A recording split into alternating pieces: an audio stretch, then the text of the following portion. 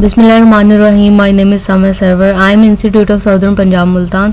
Today I am going to give a lecture on Introduction to Neuropsychology, which is related to neuropsychology. It takes only 10 to 15 minutes to complete a lecture. If you have any kind of question and query related to this topic, you may ask. I will be pleased to give you answers.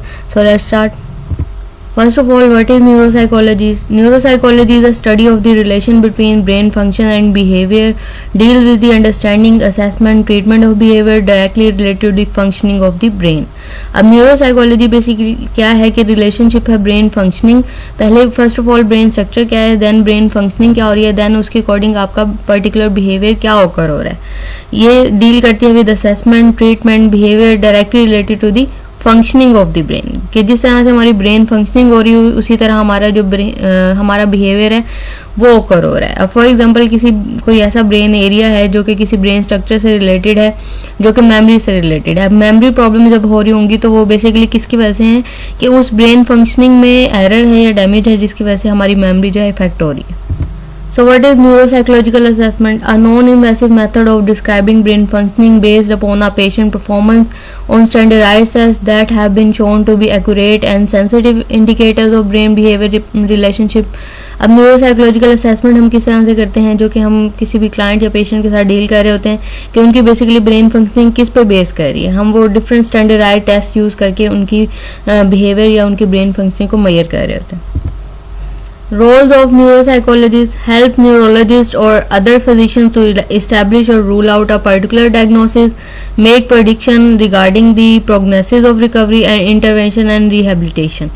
अब हम बात करते हैं neuropsychology की, तो बात हम करते हैं साइकोलॉजिस्ट की. तो बेसिकली साइकोलॉजिस्ट का न्यूरोसाइकोलॉजी में क्या रोल है, ये क्या करते हैं, हेल्प करते हैं जो न्यूरोलॉजिस्ट होते हैं और फिजिशियंस होते हैं जो कि क्या कर रहे होते हैं, डायग्नोज कर रहे होते हैं एंड प्रेडिक्शन देते हैं रिगार्डिंग प्रोग्नोसिस फॉर रिकवरी, के इसमें बेहतर हम इम्प्लीमेंटेशन कौन सी यूज़ कर सकते हैं जिसके ज़रिए से हम इसकी रिकवरी को मज़ीद बेहतर बना सकते हैं. मीन न्यूरोलॉजिकल सिस्टम के साथ हम क्या उसमें ऐड कर सकते हैं, उसमें काउंसलिंग फैक्टर ऐड कर सकते हैं जो कि हम एक क्लिनिकल सेटिंग में कर रहे होते हैं. उनकी रिहेबिलिटेशन कर सकते हैं डिफरेंट टेक्निक्स यूज़ करके. Evaluate patient with mental disorder to help predict the course of illness as well as help tailor treatment strategies to patient's strengths and weaknesses. Then here are some history of neuropsychology. Theories of brain functioning.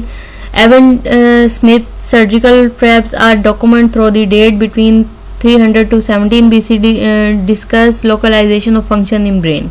अब जो most important point है history में वो किसने दिया था, Avon Smith ने दिया था, और उसने लेट 300 टू 17 BC में उसने किसके बारे में डिस्कशन की थी, localisation of function in the brain.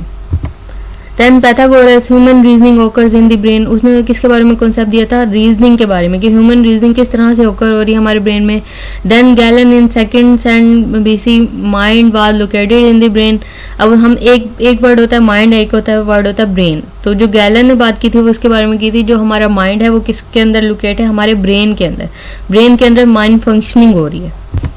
Review of the brain structure and function. Left hemisphere control the right of side of the body, language function, logical interference, detail analysis. Then right hemisphere control the left side of the body, visual spatial skills, creativity, musical activities, perception of direction.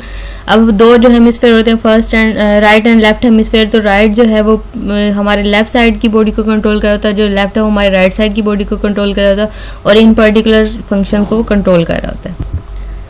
Then in brain we have cerebral cortex जिसकी कुछ lobes होती हैं, frontal lobe, temporal lobe. Then frontal lobe control executive functions, emotional modulation. Then temporal lobe linguistic, expression, reception, analysis, auditory processing of tone, sound, rhythm, meaning that are non-language in nature. अब ये सारे function जो control करिए वो हमारे temporal lobe control करिए. Then parietal lobe and occipital lobe. Parietal lobe related to perception, understanding, spatial perception, some language understanding and processing. And occipital lobe related to visual processing, visual mediated memory.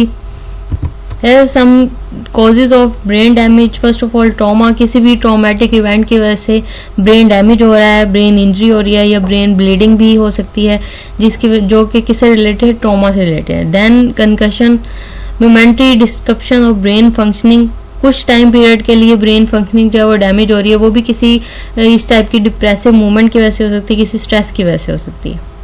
Then condition where outcome may be followed by coma और delirium, जिसमें एक जो patient है वो coma में भी जा सकता है, उसको डिलीरियम के सिम्टम्स भी हो सकते हैं.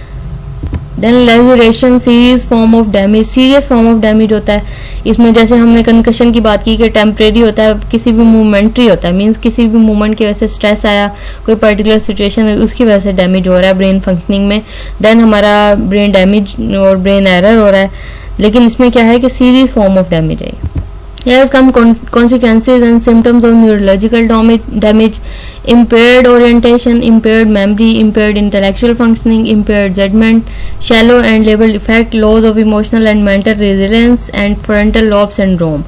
अब इससे रिलेटेड जितने भी consequences क्या हो सकते हैं जब एक neurological damage हो रहा है, तो orientation related problem हो सकते हैं, memory related, intellectual related, judgment related और आपकी emotional and mental resilience related and frontal lobe syndrome हो सकता है, क्योंकि फ्रंटल लोब आपके जिन फंक्शन में इन्वॉल्व है उससे रिलेटेड सिंड्रोम हो रहा है. That's all from today's lecture. If you have any kind of question related to this topic you may ask. Thank you so much.